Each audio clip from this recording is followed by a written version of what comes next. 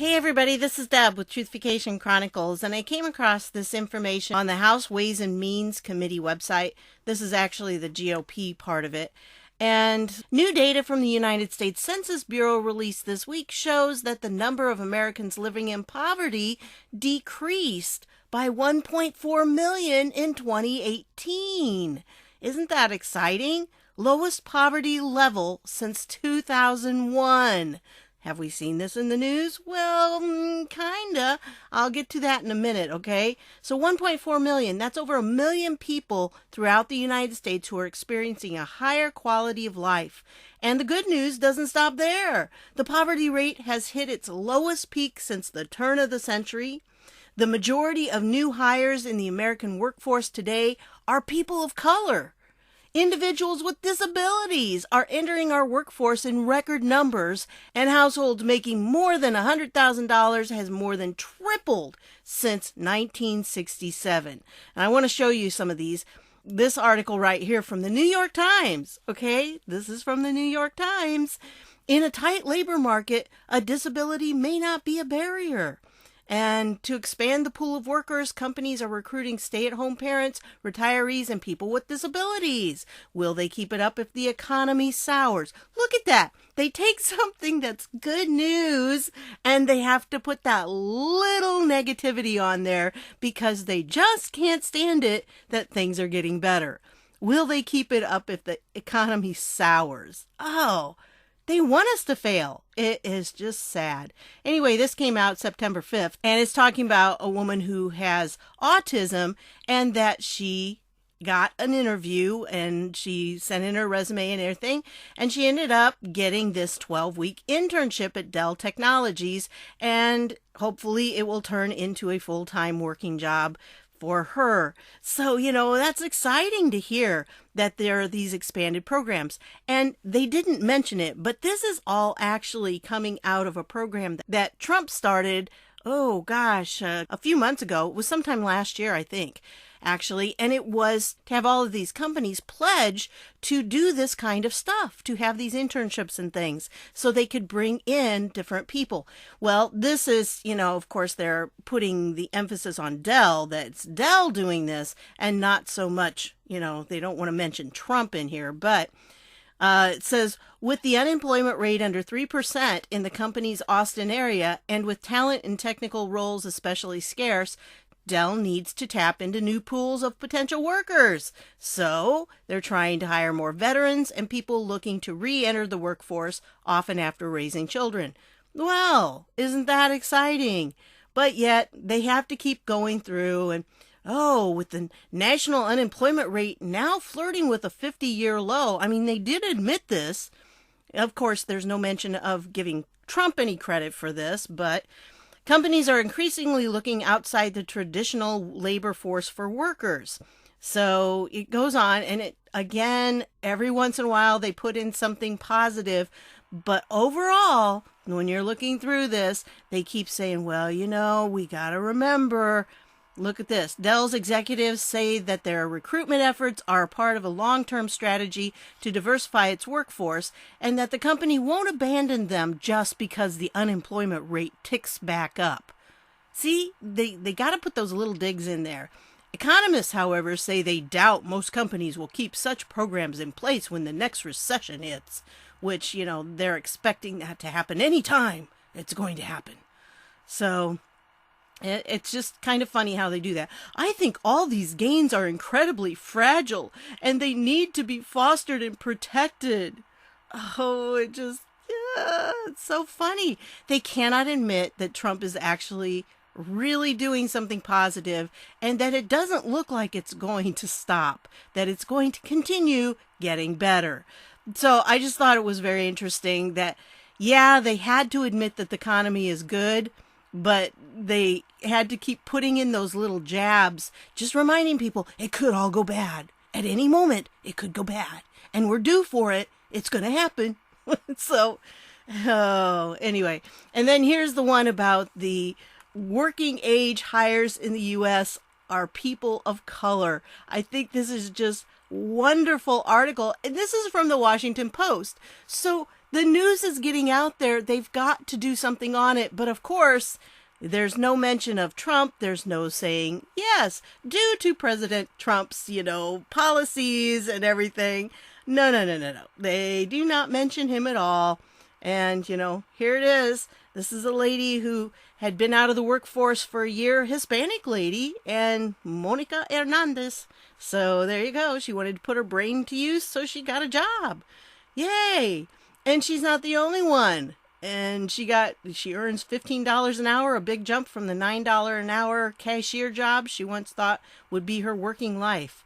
So, it's just kind of funny. The surge of minority women getting jobs has helped push the U.S. workforce across a historic threshold.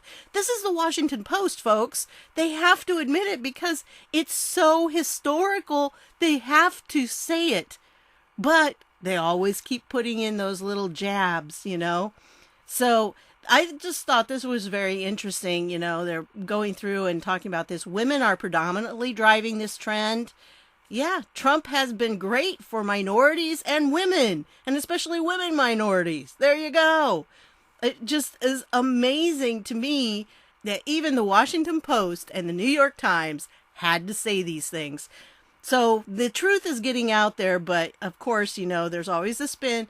They actually did mention President Trump down here, but this right here. Now the question is whether minority groups will hold on to these gains as the economy shows signs of fraying. Does the economy show signs of fraying? I don't think so. Looks pretty good to me. And of course, they got to put all this in there. Job growth is slowing this year. That's because everybody's employed. You can only get so much. I mean, it was pretty easy to have them grow rapidly at first because everybody was out of a job because of Obama's policies. And now everybody's starting back to work. We're getting people that actually had been out of the workforce for a while. They're coming back in.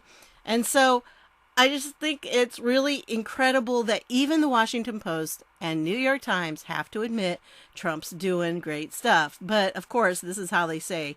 President Trump frequently celebrates the recent record lows in the Hispanic and African American unemployment rates, one of his favorite talking points as he makes the economy a central argument for re-election. Which it should be, don't you think? We've seen a lot of gains in unemployment among lower income and lower education groups, says Marianne Wanamaker, an economist and former member of Trump's Council of Economic Advisors. But it is precisely those groups that are vulnerable to layoffs if economic activity slows. See, they just have to do that. They can't let Trump have any victories without them putting in those little jabs. So I wanted to point that out to you. And then here is a chart I thought was really interesting. And this guy, and if you don't know who he is an economics professor. And so I wanted to point that out to you. But anyway, he is a blue check. Not that that really means anything, right?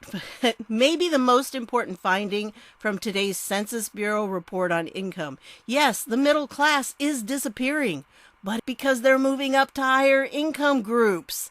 The share of U.S. households making $100,000, this is in 2018 dollars, by the way, has more than tripled since 1967, from 9% to 30.4%. Now, let me bring this up so you can see it a little bit better. Anyway, if you notice, this is, like 100% of the income in the United States.